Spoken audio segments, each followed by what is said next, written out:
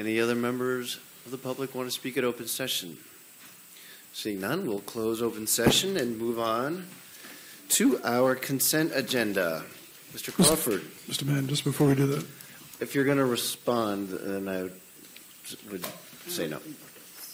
I wasn't going to respond to the last comment. I was going to respond to something else. Business. Can it wait for other business? Or? Yeah. Yes. Yeah. Okay, thanks. Sorry, I can wait for other business. Thank you. Yep. Consent agenda, Mr. Crawford. I believe you're the chair. That's right. In Finance and Administrative Services Committee, we met today and considered both items 1 and 2 on the consent agenda. The recommendation for approval was voted for 3-0 on each item, and I would so move approval of the consent agenda. It's been moved to approve the consent agenda. Any comments, questions? Seeing none, will that's a resolution or is an ordinance? Roll call. Voice vote. Okay. All those in favor signify by saying aye. Aye. That passes 5-0 with 2 absent. Next, we had an ordinance amending the 2014 Whatcom County budget, 6th request in the amount of $260,519. It was moved to recommend approval 3-0, and I would so move. It's been moved to approve the item number 1 of the ordinance of the Whatcom County budget. Any questions or comments or discussion? Will the clerk please call the roll? Barry Buchanan, Yes. Sam Crawford, Yes. Ken Mann, Yes. Barbara Brenner, Yes. Rud Browne, Yes. That passes 5-0 with 2 members absent. And I'll mention on that was all Sheriff's Department funding, which was all funded through grant proceeds, so there was no net effect on the budget.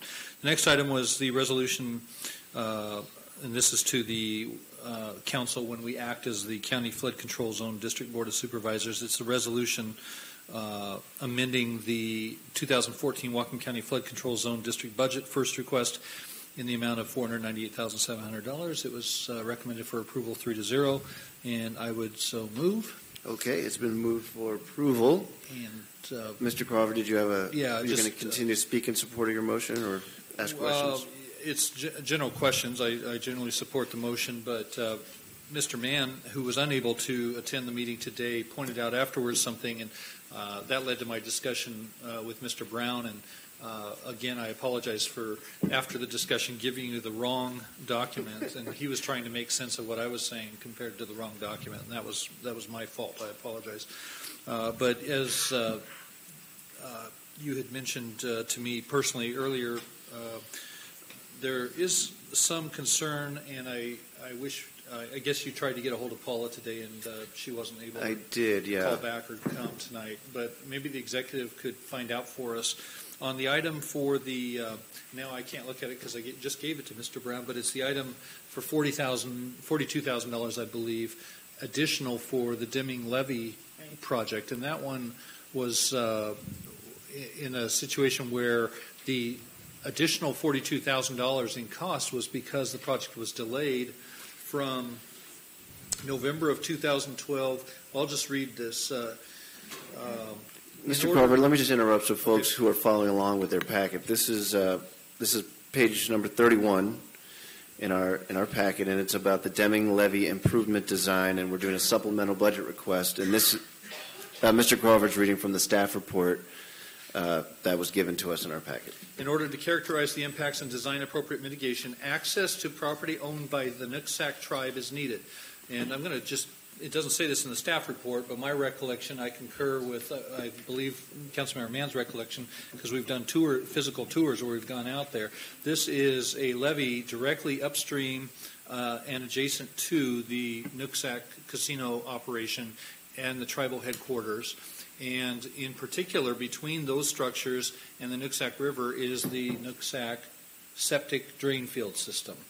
And the primary, there's a number of benefits for Mount Baker School District and others in this, but the primary beneficiary of this is clearly the Nooksack tribe. Anyway, it says development of an access agreement was initiated with the tribe in November of 2012, but we were unable to get approval from their tribal council until October of 2013. This delay resulted in significantly more coordination with the design consultant over the course of the years the field work was planned and then further delayed. In addition, the billing rates in the agreement were from 2011, and while the consultant honored those rates through 2012 and 2013, they are requesting that they increase their rates to 2013 rates for the remainder of the work during 2014. Of the $42,700 supplement request, $12,500 is a result of the additional time spent for coordination, and $30,200 is due to the increase in rates. So the question I would have is, on the surface of it, would the tribe, has the tribe been consulted on the fact that the delay is causing this increase? And then secondly, since some of this increase is from the contractor as a request, is there any room to negotiate that? So first off, is the tribe being consulted in covering some of this cost? And secondly, is there some room for negotiation so we don't have to basically swallow $42,000 in added costs for delaying almost 1 year? I'd be able to talk with Paula Cooper and Frank Abart about that and get back to you, but it's not something that I'm able to answer in detail this evening. Is there any urgency to approving this tonight and before we get that clarification? I believe not. Ms. Brenner go ahead. Yeah, same kind of question on a different part of it. The acquisition of the Marietta properties. Different topic, same ordinance. Same ordinance, yes. Or resolution. And was it a resolution or ordinance? Whatever. We specifically discussed reasons why we had concerns about the fourth property. I mean, background and purpose, she never does answer the question. And I thought we were going to have staff people more at our Well, the meetings. purpose of the finance and the meetings during the day is staff. We have all of the staff available during the day to answer these questions, and it's unfortunate, but it's difficult in the evening to have everybody here to answer all things. And we went through this at finance today, and Ms. Cooper was there and available to answer any questions that anybody may have had. Well, so I'd like to know what she said, and excuse me, I had a personal loss and we were out of town. I understand I that, but we talked about having staff at meetings because of so the public gets to hear this stuff too, not just people who don't have to work in the daytime and can be at our meetings. So I would like, okay, if you had it in committee, I'd like to know. No, we did. The only question that came up during the committee was the sediment management one, and we discussed whether or not there would be value either in the gravel market or elsewhere for the sediment that was removed, but we didn't ask any of the other questions. As I said, I wanted to express my appreciation to Mr. Mann for bringing up the one I talked about because it was after the meeting when I bumped into him. Well, we specifically asked the question about that gas station, the buried tanks. It's not answered in here. So I'm not sure what question you wanted answered that isn't answered. The property about, first of all, why in the world would we pay for a piece of property that has that kind of liability on it? And what is the liability and how? I mean, she was going to look into that and get back to us. This kind of talks around it. It doesn't say a word about what happened. Yeah, Mr. Browne. Councilmember Brenner, as far as I know, that property is not part of this acquisition. Yeah, it says it's the fourth property. No, there are 5 properties, if I remember correctly. It says acquisition of all 4 parcels was initiated in 2013, but was delayed due to the discovery that one of the properties used to be a gas station. Read the last sentence in that paragraph. Read the very last sentence. Or the this last supplemental 2 lines. budget will restore our budget authority in the 2014 budget for acquisition of the 3 properties and includes funding for acquisition of a flood easement on the 4th property. What does that do to us? But a flood easement is not an acquisition of the property. Yeah, but if it's an acquisition of a flood easement, do we have any liability? And, if we have an easement over property with a contaminated gas tank, what is our liability? Perhaps Ms. Frakes could address that, but my understanding is an easement doesn't give us, we don't have title to the property, therefore we don't assume the liability, correct? I don't know. Is there, okay, Karen, maybe our lawyer can tell us. I don't think that she was at the executive session where we were discussing all of this, and I think we've just made it all very public. Well, it's in here, and it's pretty public in here. Which is fine. I mean, I don't have a specific problem on this particular end of it, but what my understanding is that the council gave the administration the authority to pursue this, and if we could determine that the easement did not put the county under any liability, we were going to be bringing it forward. This gives us the funding ability to do it. The actual acquisition would come down the road based on legal review and on a negotiation of a reasonable cost associated with that. And we would were cost-wise? talking about, yes, and we were talking about the cost. Cost-wise, though, would we be taking that into consideration if it's going right up? I mean, maybe the property's not worth anything. We'll be taking everything into consideration that was discussed in the executive session and do the best we can. And if we feel that we can bring forward a proposal that is justified, you'll have the opportunity to vote on it to make sure that you agree with the administration's assessment of that. Thank you, Mr. Executive. Mr. Crawford. Yeah, personally, I'm pretty satisfied with that. So on that issue, I guess I want to go back to the dimming levy. Can we, I always forget on these ordinances because there was always this, or it seems like in the past I have memories of times when there was a little bit of a conflict between the legislative branch and the executive branch about how to modify these budget ordinances. Can we pull one item and hold it out of a list of multiple items? It seems like in certain situations in the past, you guys have had to prepare. The response was no, the executive's office would have to prepare a new ordinance without that item. Or we could just hold. You could amend this ordinance to remove that piece, but that piece needs to come back to you through a new ordinance. Okay, so we can amend to remove this piece. Yes. Okay, I'm going to move, but it wouldn't work for because I want to get the funding on the other items going.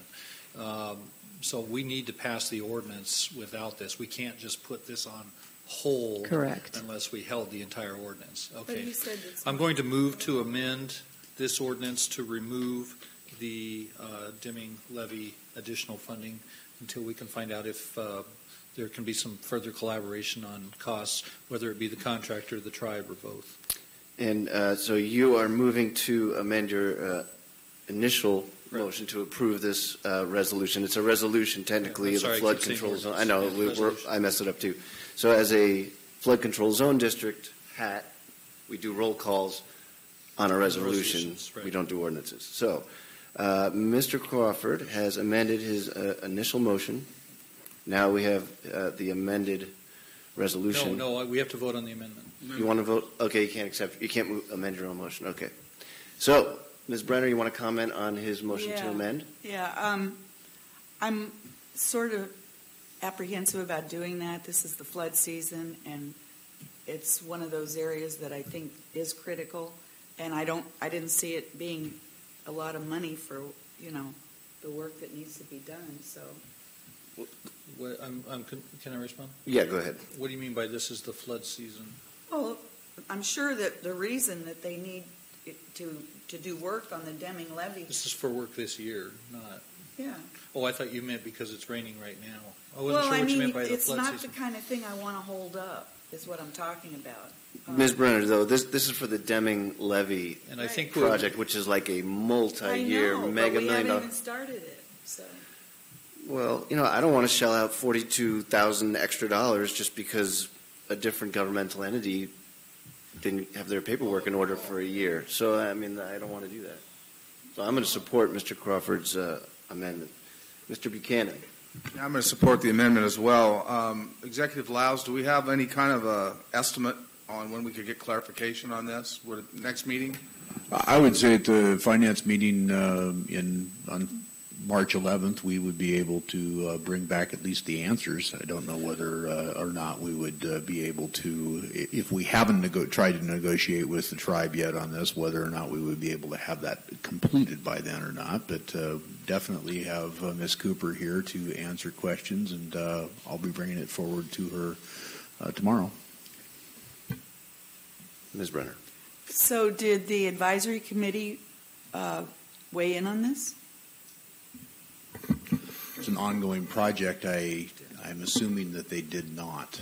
Oh, did not? It's a contract increase. It's an existing contract. It's a project that's been in the works for a long time, so it's out of the advisory committee level, and it's at Public Works to facilitate getting the design taken care of on this project, design and property acquisition. Ms. Brenner? Well, we've seen, I saw some minutes for other stuff that the advisory committees have done. It would be very helpful if, I'm not going to support this amendment until I find out that they didn't have a real strong sense of urgency on this, even though this is an amendment to the project itself. To me, it was urgent. Okay. So I'll just point out Ms. Brenner was out of town until just this evening on family emergency, and I apologize. I was also not able to attend finance today due to a family situation that just couldn't be avoided. So normally these types of discussions happen in committee with staff, so apologize to the folks who are having to sit through our questioning and answer session. Any other comments on the amendment to remove this item regarding the Deming levy? Okay, all those in favor say aye. Aye. All those opposed? No. That passes 4-1 with Brenner opposed. All right, back with an amended motion to approve. Ms. Brenner. Is there anybody here from Public Works at all? I guess Gary's here. Gary, you might be it then. Yeah, you ran the meeting, I think, when we talked about the Syrie Farm erosion into the river. Is that on? It's not part of it. Oh, then let's wait until other business. Ms. Brenner. No, it shouldn't be. This is why I may not be able to support this, is that I did get the minutes from Paula on that, and it looked to me like there was a sense of urgency, and here we are doing an amendment with our flood control budget, and we're not putting it in there. She told us, maybe I didn't get it right, but my recollection of what she said was there wasn't a lot of support for it. Well, the first go-round, there was a lot of support. I want to say there were 9 votes for it. The second go-round, 4 yes, I forget how many no, and 3 abstention, which sounded weird to me. But it wasn't a no, and plus there wasn't any real information on who voted what way, why. Ms. Brenner, I'm gonna ask that we not pursue this item. It's not on our agenda. It's not part of this. Well, that's your opinion. You weren't here. I know it was for a very good reason. I was here not today, but I was here at the surface water. This is not the appropriate time to go down this topic. Actually, I believe this ordinance was introduced 2 weeks ago, and you're talking about a discussion we had a week ago. It wouldn't be in this ordinance regardless. This was introduced before that. Okay. All right. We have a motion to approve the resolution as amended by Mr. Crawford. We're going to do a roll call on this. Thank you, Ms. Brown. Sam Crawford? Yes. Ken Mann? Yes. Barbara Brenner? Yes. Rud Browne? Yes. Barry Buchanan? Yes. That passes 5-0. Okay, where am I? Other items, no committee assignment. An ordinance amending Whatcom County Code 24.03 food service rules and regulations, and this will be the county council acting as the Whatcom County Health Board. Mr. Crawford. I move approval. Mr. Crawford has moved approval. Any questions or comments? Just for information, this is simply to align our code with the current regulations of the state of Washington. Will the clerk please call the roll? Ken Mann? Yes. Barbara Brenner, Yes. Rud Browne, Yes. Barry Buchanan, Yes. Sam Crawford, Yes. That passes 5-0. Number 4 is a resolution of the County Council acting as the Whatcom County Flood Control Zone District Board of Supervisors approving the Swift Creek Sediment Management Project Joint Agency Agreement. I'll move approval. I saw Mr. Crawford's hand up. Oh. All right, Ms. Brenner has moved approval, beat Mr. Crawford to it. Any discussion on this?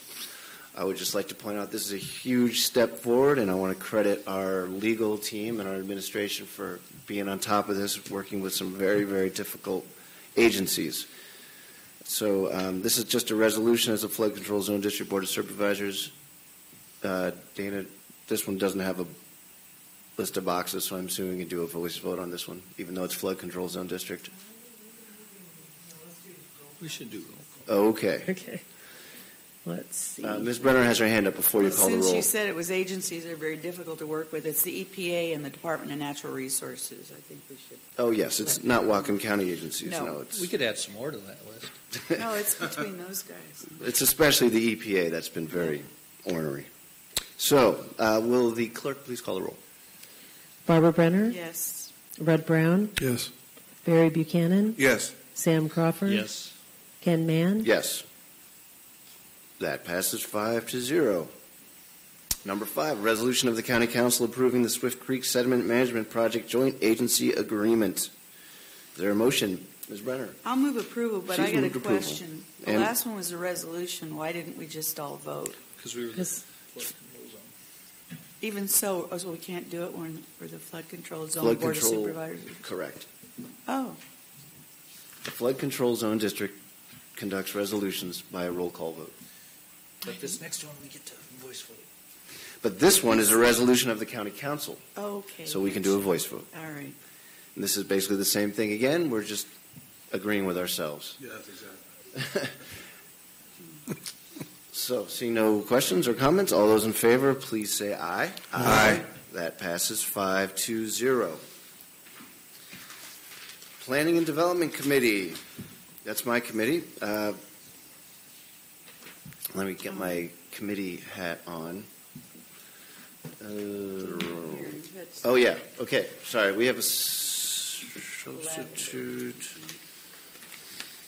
Okay. This was to do our docketing for 2014. It's a resolution initiating Whatcom County Comprehensive Plan and zoning amendments and review of the long-range planning work program. I'm showing a replacement page that's in purple. This is it right here. That's Exhibit A. In committee, we removed 4 items from the original Exhibit A, and I apologize. I'm not holding Exhibit A in my hands right now, but Replacement didn't do that. It just, So Councilmember Mann. yeah, if you can help me out, I don't have my planning chair paperwork with me. Okay, so the items that removed were number 12, number 13, number 14, and number 15. And do you move approval of that, or do you want me to? And I move approval. Okay, so we recommended that 2-0 in committee with Ms. Brenner was absent, and Mr. Browne has moved approval as of that recommendation, which removed 4 items from the original docketing list. Ms. Brenner.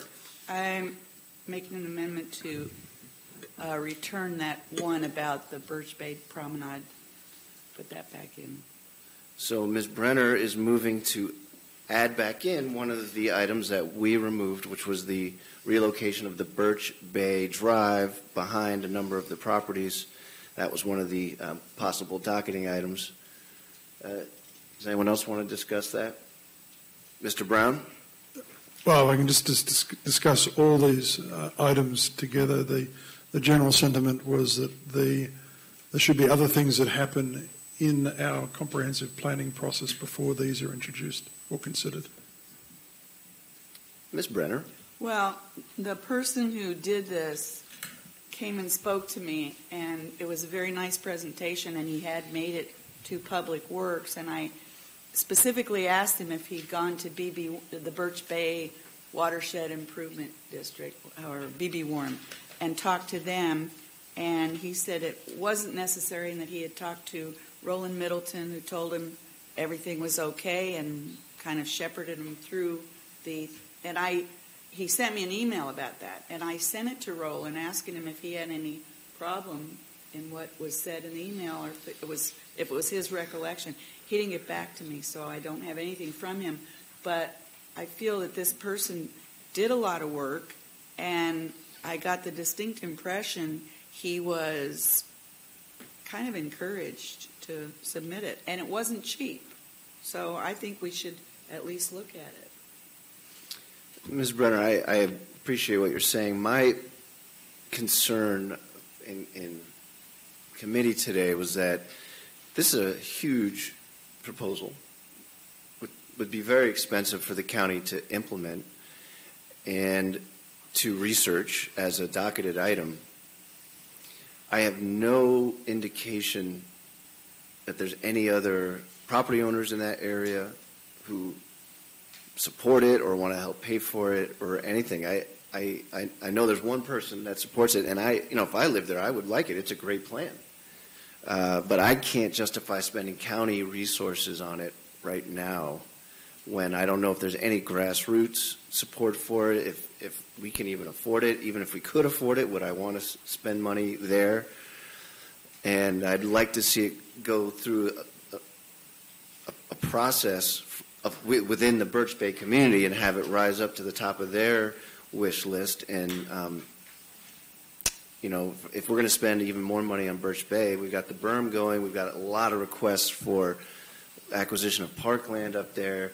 This would be another enormous expense, and I would want to see this come from the Birch Bay community organizations and not one individual, regardless, how nice a project it is.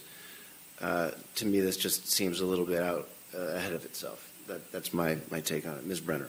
Well, he told me that he did have support from a majority of the property owners and that he had something in writing, like a petition or something that went along with what he was doing. Again, it's kind of hard to talk about it without the appropriate staff person, but I hate to if he was right in what he wrote me and what he told me, I think it just deserves another look by docketing it. I mean, then okay. Mr. Crawford? I'm a little confused as to process. So is a motion being made to approve this plan without those items? Is that the original, or are we going to do the whole thing and then move to amend to remove the items? No, I think the motion was to approve what got amended in committee. The committee recommended the list of docketing items as presented in our packet, minus 4 items. So you're moving to add one. She wants to add the Birch Bay one back in. You were making a motion. Okay, Yeah. I just didn't understand the process. Okay. Because there's another item I want to ask about before we get done, but we'll finish with that. Yeah, if anyone wants to add something back in or remove something else, Still have to do it So is there a separate. motion? there's a motion To amend to add that one back Okay. in. Any further comments on that motion? All those in favor, please say aye. Aye. Those opposed? No. That fails 1-4 with Brenner in favor. Mr. Crawford. Yeah, I just wanted to know on the marijuana, a couple of weeks ago when we did the moratorium, I was asking about whether or not, how quickly this would cycle through, and I didn't know if this one, where it's docketed for 2014, is that still going to cycle through quickly?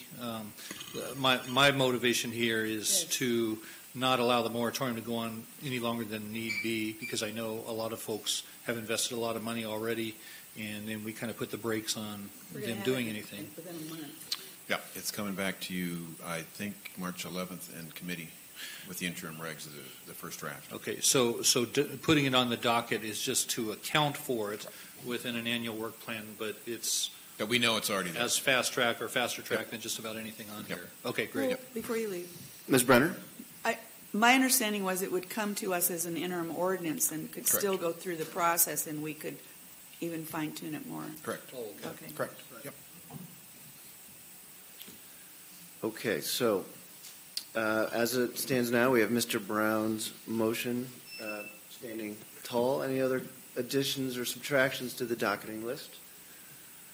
All right, then this is a resolution, so all in favor, please signify by saying aye. Aye. All those opposed? No. That passes 4-1 with Brenner opposed. Committee reports. I am looking at my script here, Dana, and I don't really understand what it means. Oh, okay, good. Mr. Buchanan. Thank you, Mr. Chair. 2 weeks ago, in our Natural Resources Committee meeting, we discussed two joint resolutions that were brought forward in draft form that we would be considering at the March 26th Lake Whatcom Joint Council and Commission meeting. And we didn't get a chance to report that out 2 weeks ago, so I just wanted to do that. I'll just briefly read the titles of the two resolutions. One is a joint resolution of the Bellingham City Council, Whatcom County Council, and the Lake Whatcom Water and Sewer District Commissioners reaffirming our shared commitment to the health of Lake Whatcom, setting milestones for 2014 through 2016 to improve its water quality, and setting goals for the work plan of the Lake Whatcom Policy Group. That's resolution number one. The second one is a joint resolution of the Bellingham City Council, Whatcom County Council, and Lake Whatcom Water and Sewer District Commissioners inviting the Sudden Valley Community Association to send a representative to participate in the Lake Whatcom Policy Group discussions. So those are two resolutions that will be coming forward at the joint meeting next month. So what I'm looking for is just kind of a nod that we agree that this should go forward. Do we? I don't know that we do nod votes. We don't. Ms. Because the formal motion won't be made until the joint meeting to approve. That's for the joint board, but we have to still. If I'm not mistaken, each council votes separately. Right, yeah. But we have to vote. So Ms. Brown Davis is our expert in all things procedural. You're not voting to approve these, you're just We're just passing it voting along to the next meeting. Correct. Okay, well, That's what I was. okay, Ms. Brenner. So this is to just put it on for introduction, to put it on for our docket at our next meeting. This is to put it before the joint meeting. Then this is then we do need to vote. Well, you can vote to agree to have them added to the agenda for the joint Lake Management Committee meeting in March. Yeah, you wouldn't approve the actual resolution until the night of the joint meeting. But Correct. we're not. Oh, you mean the meeting we have with them? Correct. Oh, Yeah, okay, right. got it. Well, It's just moving it forward to that. okay. Is one of these the water action? No. Okay, that's why I was confused because it's not on here, is it? The water action. No, the water action plan, I believe, is on our agenda next week in committee. Next 2 weeks. In 2 weeks. Sorry, 2 weeks, next meeting, yeah. Okay. Yeah. Mr. Crawford. Yeah, I think what I hear our representative to the joint subcommittee is what we feel about these resolutions.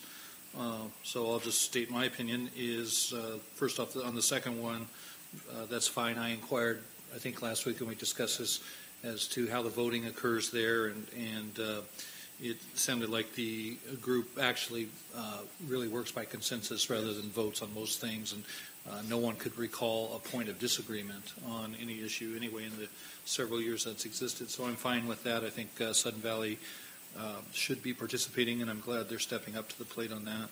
On the first one, I have no serious concerns other than in the timetable that staff continue to give us ongoing feedback as to the reality, in other words, how realistic this timetable is. It sounds like a tremendous amount of work. And, to by 2016 have the plan finished, and I think those dates are probably set by the TMDL requirements of ecology anyway. But just to simply keep us informed and engaged as we hopefully always are in the surface water work sessions as to the progress being made on these things. And I'm sure the subcommittee that meets monthly will be monitoring all this also, because this is a big one, and there could be big dollars involved. And really all we're talking about is the planning phase. I think ecology gives us I don't know, 10 years or 20 years to carry it out. But, to actually have this work completed by 2016, may I suggest that the public is going to get very engaged on this one in terms of the controversy about what it will cost to implement the plan. I'll give you an example of a 3-year window that, we got 3 years, we can do it. As Councilmember Buchanan recalls the EMS agreement, and of course, everything came down to, I think, almost the last council meeting of the year at the end of the 3rd year.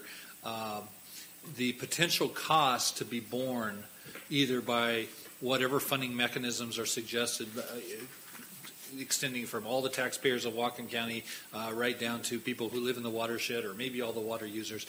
Any number that anybody has thrown out there is hard to comprehend. It's so enormous, and that's why I think to assume that we'll have the plan done in 2016 or at the end of 2016 is a worthy goal, and maybe it's one that's been set by ecology. But when it comes right down to it, I think it will be no shortage of a tremendous amount of controversy about how the details of the plan should be stated in the plan, particularly when it comes to funding issues.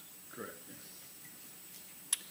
That said, I generally agree with this, and I think it takes us a further step closer to complying with ecology's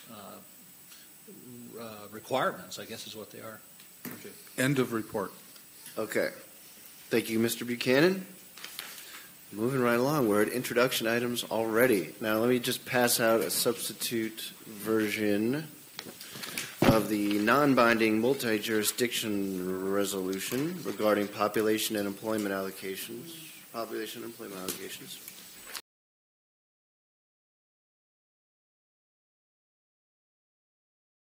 Today, and kept the population projections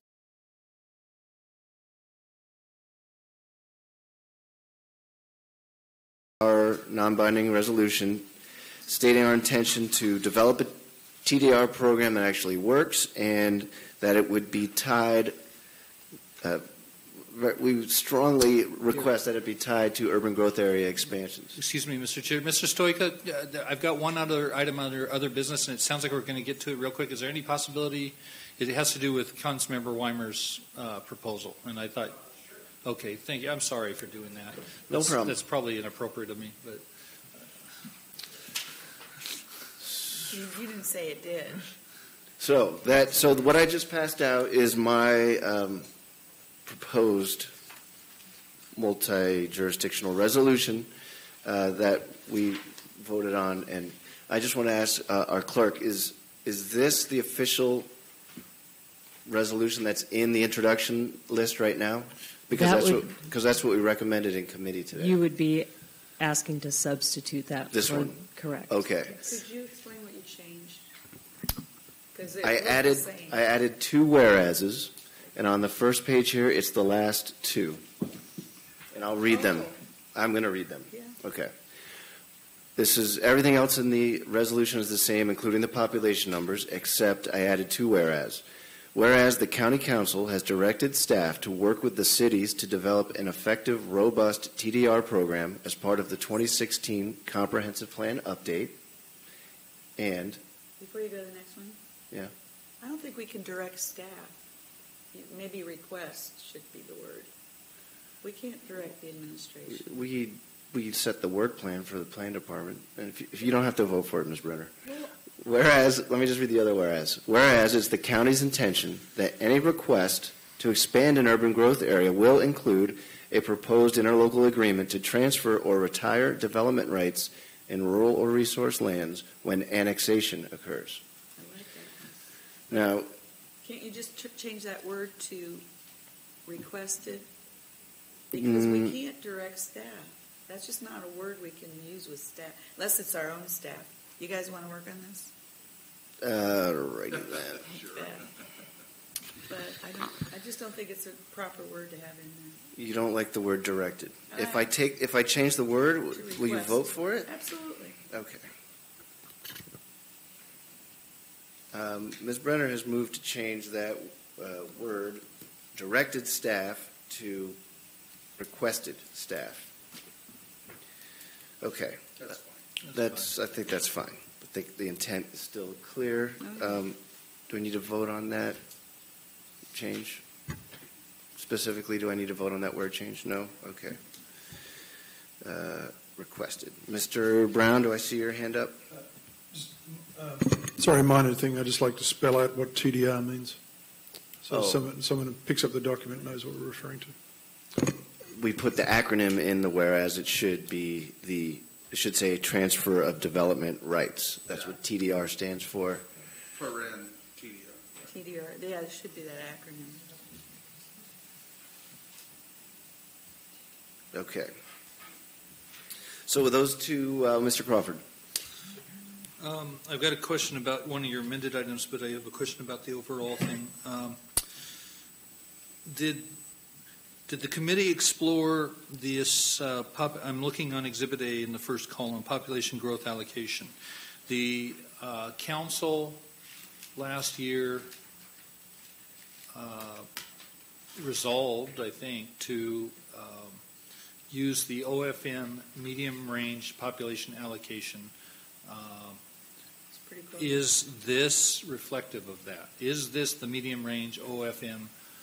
It's what the planning commission did. You know, They were pretty close. Mr. Crawford, I'll take a shot at that just before staff does, but we have talked about that a lot in committee meetings because that was something I was really concerned about, and that's why we did the resolution, was to avoid politicization of the numbers. So these numbers are a little bit higher than the medium. They're very close. Very And They're higher than the median. A little bit. yeah, they're a little bit higher than the medium, and they're very close, and only all of the jurisdictions except two made it very clear they are not going to need an expansion of their urban growth area. And the one that might, I think, would be Bellingham, because they have a very large allocation compared to what the medium was. That's really why I wanted this amendment in there, because if Bellingham wants to expand their UGA, I want them to participate in the TDR program. So now you can correct me if I'm wrong, but I wanted to explain that from the perspective of a council member and committee member. That was correct. Yeah, the OFM medium the council directed last year would have been 68,111 countywide net growth. So the planning commission recommendations is 74,781. Plus, So, and most of that difference goes to Bellingham. yeah. And So 6,000, and does OFM do an employment growth allocation? No. Okay, so that's ours. Right. Okay, Right. good. And that was from Burke. Right, Now, right. There was something in the paper, I think it was probably last fall, that the Bellingham City Council said, well, we'll do one high, but the county's got to do their unincorporated areas real low. Is that that's not somehow folded into all this, Yeah. is it? a little bit. Because, you know, and I'm not sure what these plans do other than, because we never seem to meet that rural, you know, how low we want to go. I remember, I think it was 2006 or something. We set some number that was like 25% of what we knew historically it was going to be, and nothing really changed as a result of that. So, you know, I'm not going to fall on my sword over what number gets put into the non-incorporated area, but are we? I'm trying to understand. Is this trying to follow that pattern and say? Because I almost thought it was like a demand of a down zone. In other words, we would literally remove zoning to comply with a comp plan policy based on the population projection, and that would be a basis that, you know, if we didn't down zone for a much smaller population in the rural areas, then someone's going to take us to the hearings board and says you're not following the comp plan. That's where it all ties together that I'm concerned. Yeah, I mean that's an unknown out there. I mean, I guess that's a possibility if someone wanted to go down that road. But the way we've structured this resolution so far and this allocation is to maintain consistency with our downward trend in rural growth that we've been experiencing for the past 2 decades. That number has been coming down from 29% in the 90s to 24% in the 2000s, down to 20% in the last 5 years. So, I'm sorry, the number was 29 to 24 to 20? Yep. And what does this project it?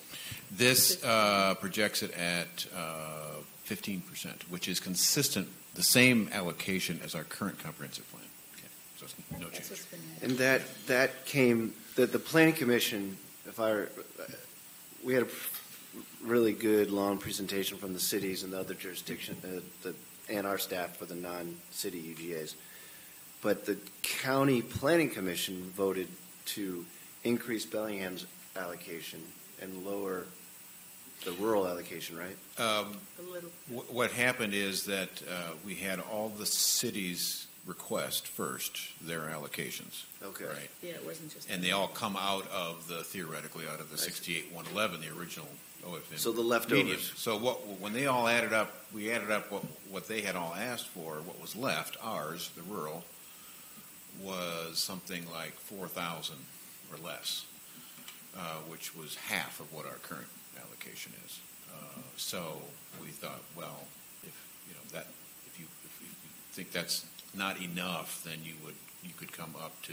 We gave the choices of 13.5%, 15%, and 18% non-UGA, and the Planning Commission chose to take the 15% to keep our current allocation of the current comp plan, the current percentage allocation, but then you had to make the pie a little bit bigger, and so that's how they got from 68-111 to 7,400 or 74,000. Oh, I see. Okay. So is that answers my that make question. sense? Okay. So I need a motion to accept the introduction items. Well, So moved. I had another one on yours. Well, we still need to move. Yeah, I just wanted to get the motion to accept, and then that's on the floor now. Yeah, you have a question about substitution. Are you moving my substitute version as with those two little changes that we made? Okay, so now we're working off this with the 2 word changes and the other 2 introduction items. Mr. Crawford. What? That's a good point. I think since this is up for introduction, I'll just go ahead and share my concern, and then we can debate it in a couple weeks. And that is, I would be interested in maybe a little more discussion about what this means. That it's the county's intention that if there's going to be a UGA expansion, I guess from a city, any request to expand, I assume you mean a city? To expand a UGA. Yeah. That there's got to be a transfer or retired development rights in rural lands when the annexation occurs. You're talking about. Should say just transfer. I guess we are talking about something that has not been. We've been able to achieve almost at all in Whatcom County, and has extremely mixed results across the country with very, very few success stories, and but many stories of where it didn't work, where land prices were driven up, and where they ended up coming back in and changing those regulations because it wasn't working. So I guess my concern would be that saying it's the county's intention, I almost would put that definition of intention to in an ideal world, but is the county really serious about implementing this? Well, and now you're putting it into words, and I guess that just raises some red flags. So let me respond to that. You're totally right. You're correctly describing what is going on, and I share your concerns. And I actually had written my whereases were a little bit more forceful. It wasn't the wishy-washy language about an intention to request a proposal. It was a little more direct, like you will purchase some development rights. Yeah. But I was talked out of it because we haven't run this by the cities yet and didn't want to offend anyone yet. But we don't know exactly what that TDR program is going to look like. There are mixed results. Our current TDR program is not working. So, what I said was, are we serious about TDRs or not? Well, if we are, and I am, I do want to explore it. I want to give it a try. And, I want to signal right now in this non-binding multi-jurisdictional resolution that we're approving your numbers, some of which are large.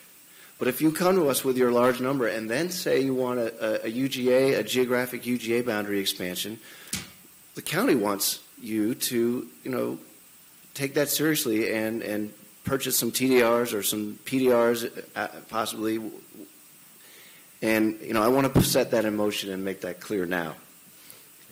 That was my intention. I think what I'll do in response is just, let me ponder this. I think there's a way to put that in there. As I'm the guy on the council that always says I don't care what the whereases say, because it's only the therefore be it resolved or ordained that really is where the rubber meets the road.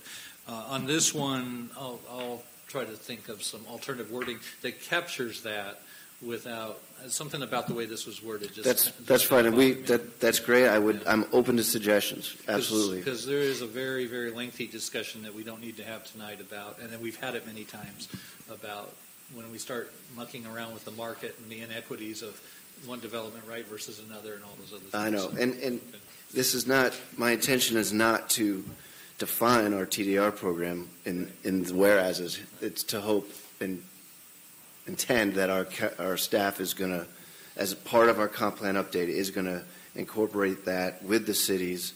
And I got support from the cities that were in attendance today for pursuing that. Ms. Brenner. There's another word that jumps out at me that when you just spoke, it's not, I don't think it's what you meant. I think it should say agreement to transfer or purchase development rights, not retire. That looks like the county's going to agree to downzone. Oh, okay. Like it. No, I don't want to give anyone that impression. And then in parentheses would be PDR/TDR or TDR/PDR rather. Well, why don't we just do a vote for introduction? No, I want it on for introduction. Let's just change retire to purchase and not do any more slashes in parentheses. No, but don't you want to have the acronyms? Oh. That's, No, I don't. Have, No, not okay, that. We don't need forget it. Thank no you. Acronyms. So we have made 3 changes to this introduction item. In the second to last whereas on the first page, we changed directed to requested. We spelled out TDR to transfer of development rights, and in the last whereas, we changed the word retire to purchase. Okay. Mr. Browne. I think you'll also have to change in the last whereas, middle line, last word is in, and I think it should be from. On the second page? No, on the first page. Oh, okay. What about it? In brackets, it should be from rural or resource lands. In parentheses where it says in rural or resource lands, we're transferring those development rights from rural or resource lands. Oh, from instead of in. Yeah. Okay. Got that one? All right. Excellent work, team.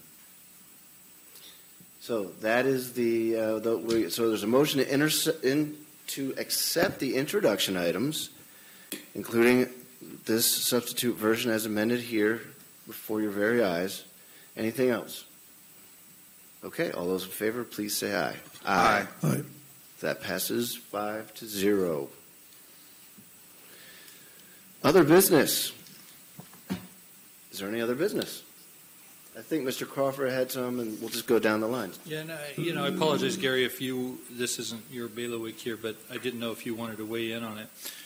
We heard some discussion about Carl Weimer's proposal tonight on a watershed thing, and I guess we're going to have some that will likely be up for vote. I think it's a resolution. I believe 2 so. weeks from tonight. So I wanted to, after thinking about it and rereading it, and part of this is directed to the executive also. The federal government has the Congressional Budget Office to analyze fiscal impacts, and Olympia has the Office of Financial Management has their fiscal note system they do on every bill. And I guess I'm asking for a little more feedback. I think I asked a couple weeks ago if there was kind of general agreement by the staff that this was workable, and I think there was kind of a nod. But I want to be more specific tonight and try to understand what the impact is. And I'll tell you, there's I don't want to overuse the term red flags tonight, but some things are happening here that I'm kind of wondering about. First off was I go back to the growth management appeals where some of the appellants were saying we should have kind of this water czar position that kind of is working out of planning or out of your department and is focused full time on water issues and in terms of water rights and all that kind of stuff. And then Carl came up with his resolution, and tonight we hear resources and I noticed in Carl's resolution on everything it was consult with resources, and I pointed that out 2 weeks ago on almost every category, and I said there was other community groups that haven't even been mentioned in this.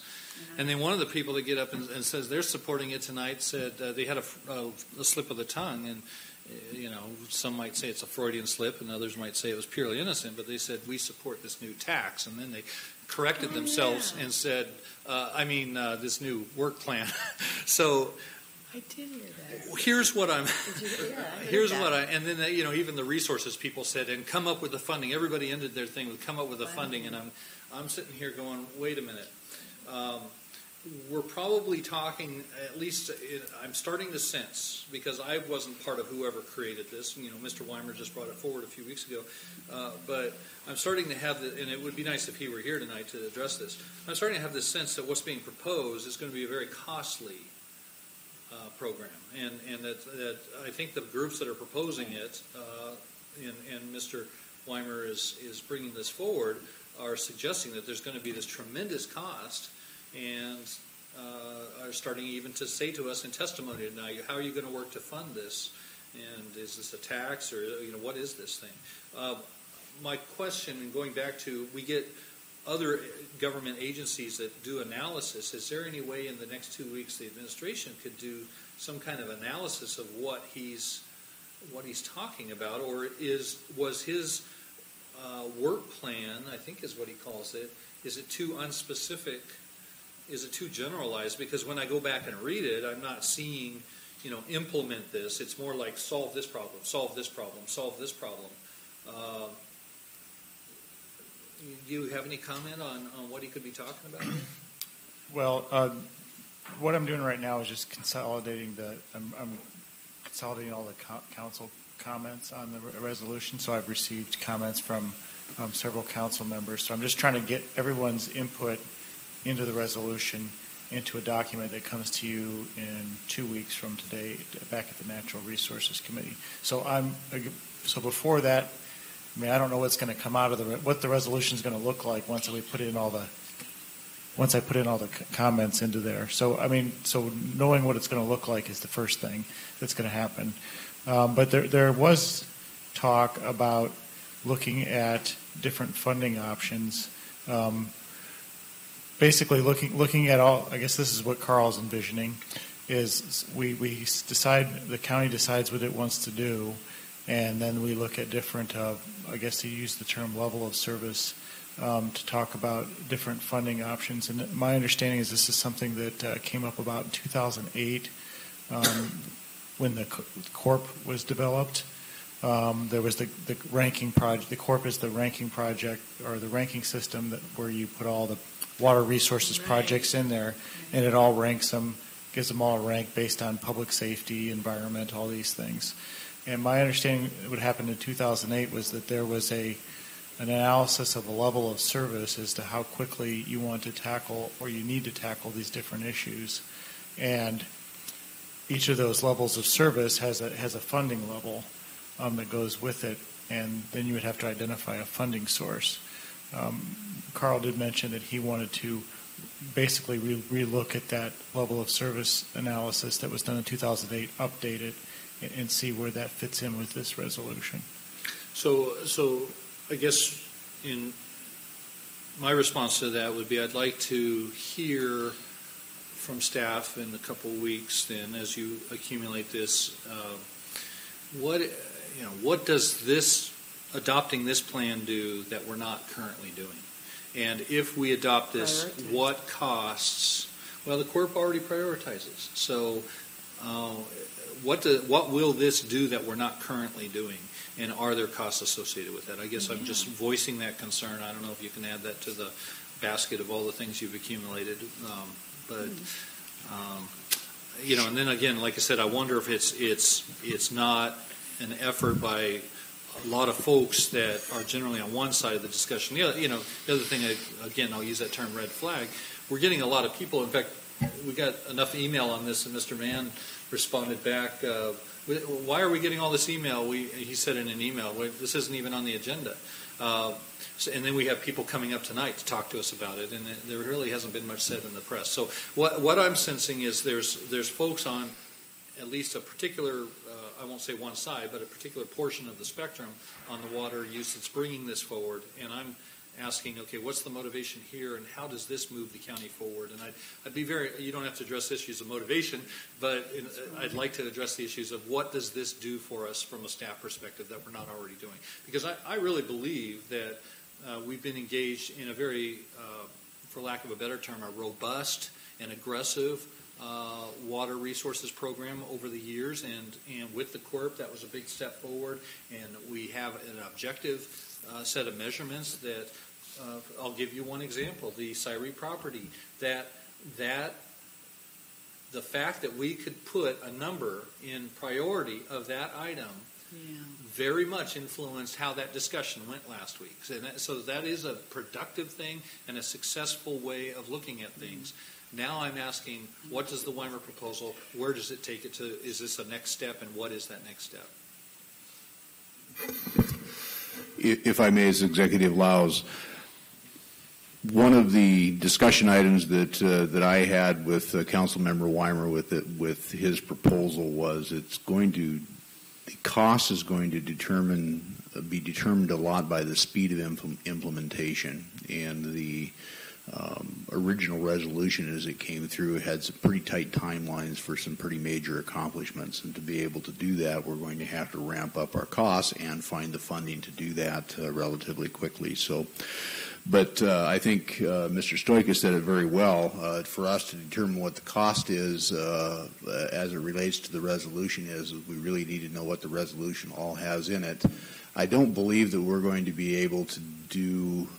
I'm not going to be able to review it before the next council meeting. I'm going to be NACO conference next week and not going to be available to spend some time on it. So one of the things that I think that we should do is get the resolution correct and do some analysis of it. So if it's introduced on the 11th with all of the council comments on it, if the council would be willing to refine it to the point of they think that they just about have it right, and then give staff another couple weeks beyond that to do a cost analysis associated with it. I think that'd probably be wise, and I'd be willing to initiate that. But that's your timing is that's up to you to handle. But we aren't going to be able to do it by the 11th for you. Okay. That answers my question. I think what I'm hearing is it probably will be put on the agenda in 2 weeks, but I certainly intend to bring up those issues at that time. And I think on this one, maybe some minor, what I would consider a relatively small delay on passing this until we really understand what it is, not just in the nice words that it has, and I don't mean to demean it by saying nice words, but it was a little bit of motherhood and apple pie in some of the aspirations that it has, but what does it really mean on the ground when we try to implement this?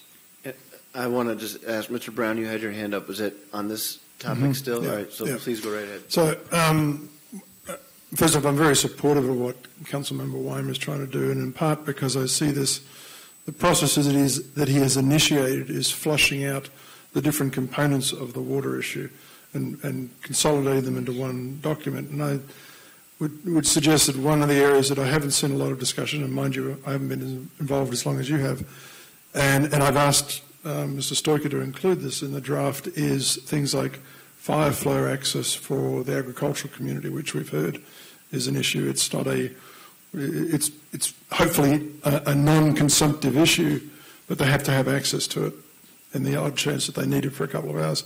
Another one that I haven't seen a lot on is how aggressive has the county been at water conservation in terms of its ordinances and so forth. And I think this document to me just sort of brings all those things together and says, let's all look at this as a whole as we're going forward with the water plan. So Ms. Brenner? Well, I had kind of a little bit of the same impression that this is like, well, what more can we do? What more can we do? And I felt like possibly some of the programs we have are not working, and they should be eliminated and replaced with something that does work.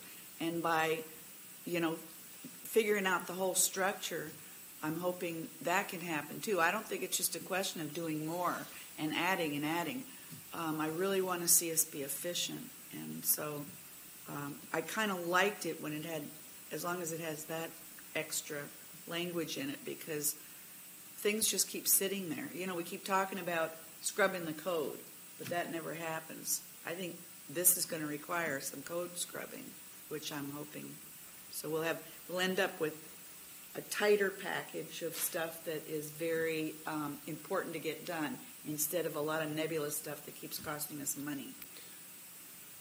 Thank you, Ms. Brenner. And I would just throw out there for you to ponder as well as everyone else, but I am concerned about how the water plan impacts the planning unit's role, for better or worse, just with not sort of with a value placed on what that impact is, but what it practically means for the planning unit. Does the water action plan make it totally obsolete, or is the planning unit the group that carries out the water action plan? I wasn't sure, and I haven't had a chance to talk with Mr. Weimer about it. I did, about that exact thing.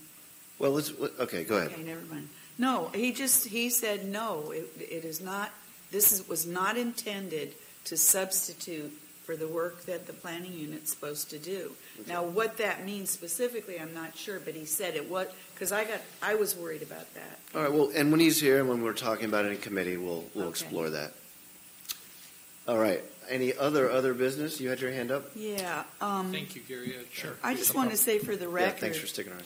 It showed on the comp plan amendments. It showed Carl and I sponsoring the one on changing MRLs from administrative approval to conditional use approval. Maybe this is for you, Mark.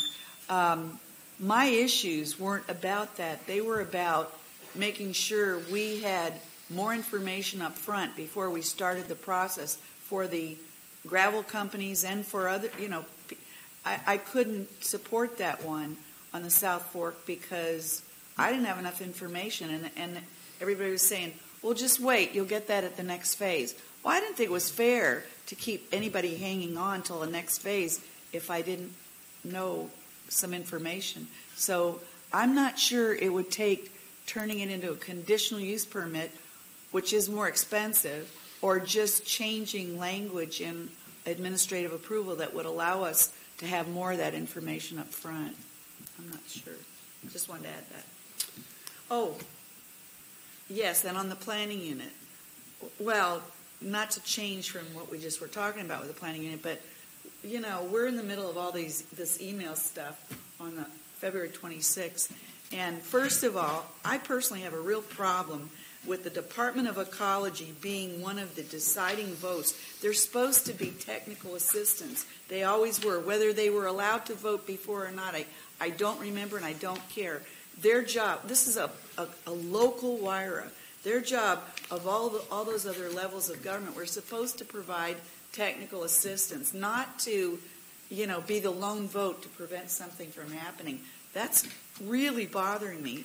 And then I think we need to say strong and clear.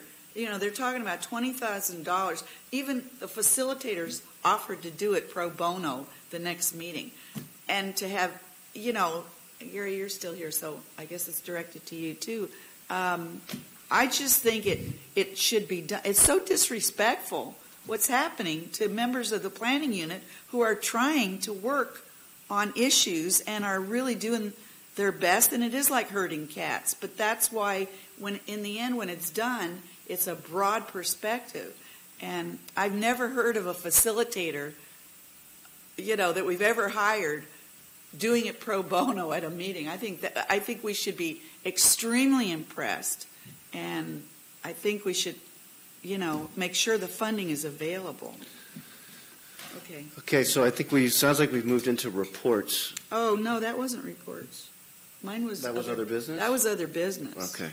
Mr. Brown, you have some other business? I just want to go back to one of the introduction items and ask the clerk a question. So if I have some amended language for item number 3, the building code, I can still introduce that before we vote on it, correct? Well, it'll be as it's introduced tonight, and then if you want to make amendments to it, I believe we have a public hearing at the next meeting. You would make those changes, but if they're substantial, it's one paragraph on one item. It's basically it's basically sections 107.2. Is it a substantial change? No. Well, what is it? And then we can. Is that a subjective question? Yeah. Let's, I'm happy to submit it later. I don't want to hold up everybody for it, but as long as there's a process for me to do that. Well, it would be, if we're going to introduce this tonight, it would be better for you to read it into the record and the council could accept it as, and it would become a substitute version for intro Okay, tonight. so with your permission? Okay, so let me make sure I understand the process. We can introduce a substitute version right now? Yeah, that would be the best way to do it. Otherwise, you're going to be amending it. You could amend it after the hearing as long as it's not a substantial All right. So then will we have to change. be introducing 2 versions tonight? Or No. just, oh, okay. We would substitute. All right, let's take a look We at don't have a this. paper copy in front of us is the only issue. You don't? And I don't. We We do. wouldn't have a paper copy of the substitute in front What of us. page? And without Gary here, or Wayne? Without Wayne here, I'm not, I can't tell you whether or not the change is going to be. Well, that's why they pay us the big bucks. We'll determine if it's Okay. substantial. Oh, right. What page? Am I allowed to make jokes as chair? What page? So we're looking at, it doesn't have a Bates number, but it's page 6 of 43. Okay, it's in Exhibit A. So, Ms. Brenner, turn to Page 6 of 43. 6 of 43. Go to the back of your. I'm there. I'm getting close. Okay. All right, there you go. And while you're looking for it, I'll explain to you what the background is. So the change allows the construction documents may be submitted in standard English or metric measurements. Oh, yeah. However, the building official may require at his or her discretion that the construction documents be converted by the applicant from to either system of measurement or require documents to include both systems of measurement prior to document submittal, which seems to me to be unnecessary, that you would have to Well, include. I was involved in that. Is there? Oh, yeah, What number there's is a big that? issue with this. It was a very big issue. This is a big issue for Yeah. planning. Mark might know something about this. This is already in red. Long range planning. They had a. They get.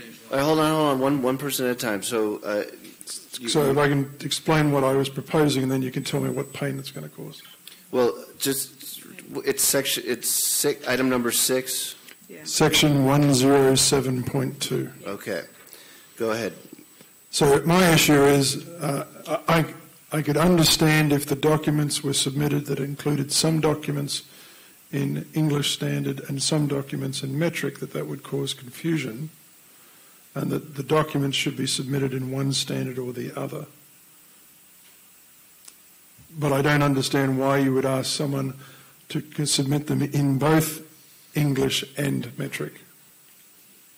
I think you're going to get your answer. I'll let Mr. Crawford go first. We have builders in Point Roberts who are familiar with metric and not with, and we have architects in Vancouver who draw plans in metric and not in English. Is it called English? I forget what it's called. The English standard is the term they English use. standard. Well, standard English is the term Our they planning use. department, and again, fill in whoever knows about this, our planning department requires that you need feet and inches on the plan, not metric. They do not work in metric. And there are a lot of ramifications. It would require Mr. Harrison apparently to come back and talk to us about that. But what he's saying here is if you submit a set of plans in metric, I have the authority to go back and ask you to resubmit them in either inches and feet, or if you would prefer, you can do both, but we're not going to take metric-only plans. Okay. So I don't have a problem with what you've said. And then what happened, well, and then also what happens is one guy in particular pointed to the ICBO or whatever this thing is that we're adopting. Yeah, I mean, this is part of the International Building Code, and said, oh, that doesn't say it there. So what they're trying to do is fix this problem by making it very clear to anybody who applies, and I don't think it happens hardly anywhere except Point Roberts, that their plans need to be in feet and inches. We don't compute in metric. I don't have an issue with that. What I'm just concerned about is that the way this is written is any plans could be required to be submitted in both. Yeah, that last part is worded kind of funny. And all I'm trying to do is eliminate unnecessary demand. A crazy planning inspector might say, oh, you submitted in feet and inches, I want metrics on here also. Yeah. I don't think they would, and I don't think that's the intent, but I guess it could be interpreted that way. Ms. Brenner? That's not quite my recollection of what happened. It was absolutely correct. It was somebody from Point Roberts, and they had done it in metric. And my recollection of it was that our planning staff just wasn't allowed to accept metric. It had to be inches and feet. So they tried to put wording in that would allow them to accept in metric, but it does seem to have gone beyond. Oh, really? So you're saying it's the opposite, that the planning staff wants to accept in metric? No, not the opposite, but that in those instances that they would be allowed to accept them in metric. It was my understanding that before we do this thing, they couldn't accept them in metric, period. So I do think the wording could be fixed better. Mr. Crawford? I'd suggest that any change to this would be substantial and would require another hearing, because it's going to be a controversial issue, and that begs a hearing. But I would suggest that what we do tonight is not make any changes. And if this is important, if Mr. Browne at the next meeting has questions, this thing has been delayed for a long time. He told us how many years this has been delayed. Yeah. If we have to delay 2 more weeks because we all come to the agreement with Wayne that it's important to either clarify this language or we have some other motivation that we're not understanding here, then we could vote on that at that time. But I'd strongly support leaving. Well, we've already voted this into introduction anyway, haven't we? Oh. Yeah. So what were we going to do about it tonight? We could vote to reconsider. We're going to reconsider, amend the introduction item. Oh, okay. I'd speak for just keeping it the way it is, and I'm as interested as you are, Mr. Browne, in finding out the specific answer that Wayne would have. But Councilmember Brenner and I recall just this. I think this problem was just recent with the latest Point Roberts guy doing this. So I'm perfectly prepared to write up my query and send it to Wayne and get his feedback. Find out right away. Tell him to CC all of us. And if he tells me there's a strong reason for this, then fine. But otherwise, I just don't want to create unnecessary work for anybody who wants to do some construction. Okay. Reports. Mr. Browne, anything to report? None, thank you. Mr. Buchanan. Yeah, I had the opportunity last week to travel down to Olympia to attend the Ecosystem Coordination Board meeting of the Puget Sound Partnership. So I just got a chance to meet a lot of the players and observe kind of some of their processes, and it was very interesting. Mr. Crawford. Are you our representative on that? No, I just went as a... Oh, that's separate. They appoint their own. We don't get a... I think so, yeah.